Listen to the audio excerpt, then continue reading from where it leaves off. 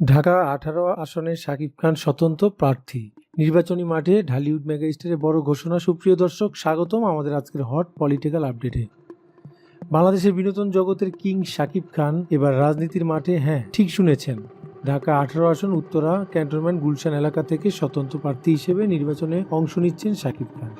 এই খবর ছড়িয়ে পড়তেই সোশ্যাল মিডিয়ায় তোলপাড় শুরু হয়ে গেছে। ভক্তরা বলছে শাকিব ভাই এবার এমপি হচ্ছেন। ঢাকা ১৮ এর নতুন যুগ শুরু। দর্শক, কেন স্বতন্ত্র, কেন ঢাকা ১৮?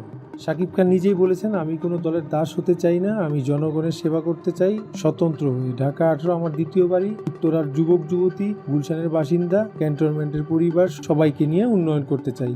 শিক্ষা, স্বাস্থ্য, যুব উন্নয়ন, পরিবেশ এসবই আমার প্রায়োরিটি।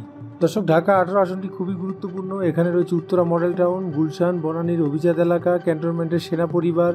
ভোটার সংখ্যা প্রায় ৫,৮৮,০০০।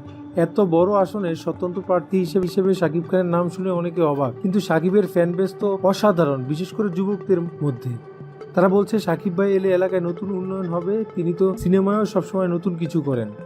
এই ঘোষণার পরই গুঞ্জন উঠেছে, শাকিব কি সত্যি এমপি হবেন? কেউ কেউ বলছেন তার জনপ্রিয়তা এতটাই যে স্বতন্ত্র হয়েও জিতে যেতে পারেন। আবার কেউ বলছেন রাজনীতিতে নতুন হিসেবে চ্যালেঞ্জ অনেক। তবে শাকিব খানের টিম ইতিমধ্যেই প্রচার শুরু করে দিয়েছেন। সোশ্যাল মিডিয়ায় তার পোস্ট, লাইক, কমেন্টের বন্যা। দর্শক, এই খবর কি সত্যি ঢালিউড থেকে রাজনীতিতে শাকিবের নতুন যাত্রা, নাকি শুধুই গুঞ্জন? আমরা নজর রাখছি। নির্বাচন কমিশনের মনোনয়ন জমা দেওয়ার পর আরও আপডেট আসবে। আপনার মতামত কমেন্টে জানান। দর্শক, লাইক, শেয়ার, সাবস্ক্রাইব করুন আরও এমন হট নিউজের জন্য। ধন্যবাদ। পরের আপডেট আবার দেখা হবে। ভালো থাকবেন।